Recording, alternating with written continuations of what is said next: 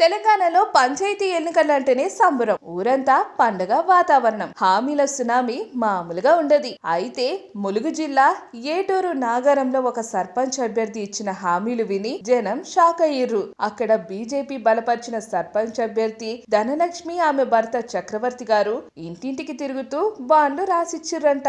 ఏదో చిన్నపాటి హామీలు కావు.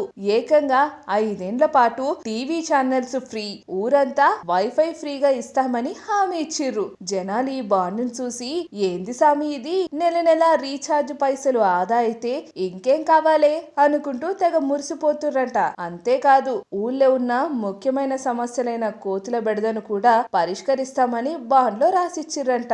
అంటే ఒకవేళ గెలిస్తే వాళ్ళ పాలనలో కోతులు కూడా దారికి రావాలి అన్నమాట. ఇప్పటిదాకా సర్పంచ్ అభ్యర్థులు డబ్బు, మద్యం ఇస్తూ ఓట్లు అడిగే ట్రెండ్ ఉండేది. ఇప్పుడు ఏకంగా అధికారిక పేపర్ మీద హామీలు రాసి సీల్ వేసి ఇస్తుర్రంట. దీన్ని చూసి మిగతా అభ్యర్థులు బాబోయ్, ఈ లెవెల్ హామీలు మేమెక్కడి నుంచి తేవాలా అని తలలు పట్టుకుంటుర్రట. వైఫై యుగంలా సర్పంచ్ అంటే వైఫైనే ఇవ్వాలి కదా. మరి ఫ్రీ వైఫై, ఫ్రీ టీవీ హామీలు ఎంతవరకు పనిచేస్తాయో, ధనలక్ష్మి గెలిచి బాండును నిజం చేస్తుందో లేదో అనేది డిసెంబర్ 15న తెలుస్తది.